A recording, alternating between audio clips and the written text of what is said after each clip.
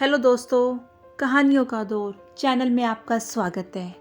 आज की कहानी है नई माँ, जो कि एक 5 वर्ष के बच्चे की कहानी है। तो चलिए कहानी शुरू करते हैं। राजू 5 वर्ष का बालक था।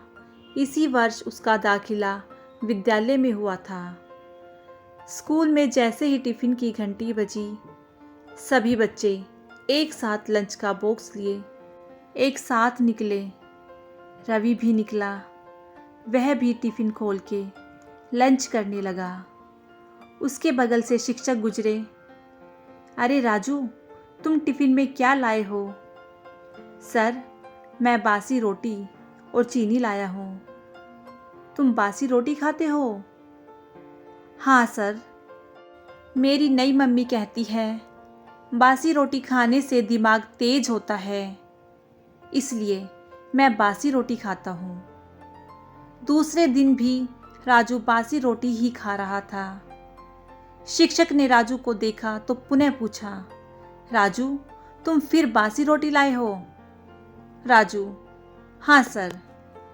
मेरा छोटा भाई जब ताज़ी रोटियां खाता है तो मेरा मन भी होता है कि मैं भी ताज़ी रोटियां खाऊं। मेरी नई मम्मी कहती है कि राजू, बासी रोटियां खाते रहो। अपनी मम्मी के पास जाना है ना तुमको? अपनी माँ से मिलना है ना तुमको?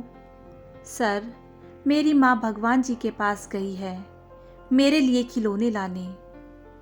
ऐसा मेरे पापा कहते हैं मुझसे जब मैं माँ के पास जाने की जिद करता हूँ तो।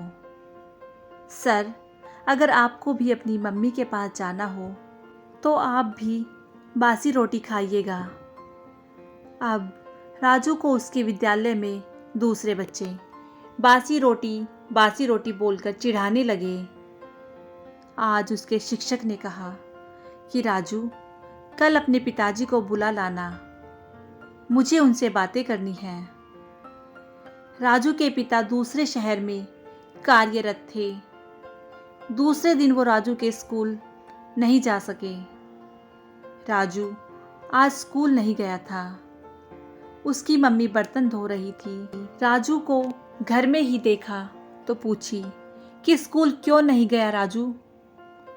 राजू बहुत ही मासूमियत से बोला, मम्मी, स्कूल में सभी बच्चे मुझे बासी रोटी बोलकर चिढ़ाते हैं और पापा को टीचर ने बुलाया था।